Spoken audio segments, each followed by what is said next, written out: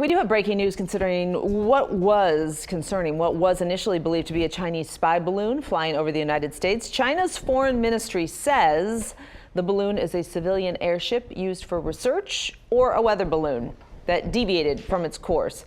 Fox's Doug Luzader joins us live from Washington, D.C. to help sort this all out. Doug, good morning. Dina, good morning. Yeah, I'm not sure the Pentagon buys that story.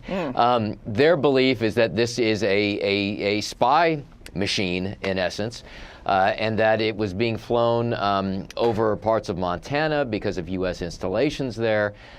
So, you know, we have this kind of rift now between the U.S. and China to the point where I believe ABC just reported that U.S. Secretary of State Antony Blinken is no longer going to China next week for a scheduled visit because of all of this. So it's quite a row, but the decision was made, at least up to this point, not to shoot this thing down, even though the military did present that as an option to the president.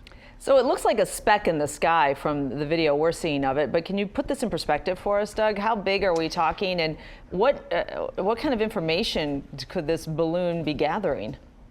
Well, it's pretty big. I mean, they say it's about the size of 3 buses, which is why there was concern, we're told, about the potential debris field. Should the military decide to shoot this down, that someone on the ground could get injured or it could cause property damage, that kind of thing. Now, you know, bear in mind this was over Montana at the time, so, you know, Montana's a pretty big state that's not densely populated, but nevertheless, the decision was made to kind of let this thing fly by. As far as what information it gleans, you know, the military didn't sound too concerned about it. I mean, obviously, China has spy satellites just like we do, and they're able to surveil some of these areas. This would give them something at a lower altitude, but, you know, beyond that, what information they were looking for is not entirely clear. And currently, Doug, if you could just describe our relationship with China right now, geopolitically speaking, is tense.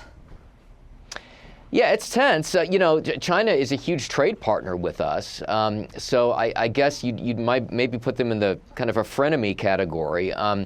You know, there are certainly, you know, a number of tensions involving Taiwan and, you know, human rights issues and all kinds of things, but we rely on China. China relies on us. China holds a lot of U.S. debt. So the way the administration has described China is as a competitor. But, you know, China is always there as a potential adversary as well. So that's why when something like this happens, there's a lot of concern. All right. Well, we'll be keeping an eye on it and wait for updates. Doug Luzader, thank you as always. Thanks, Dina.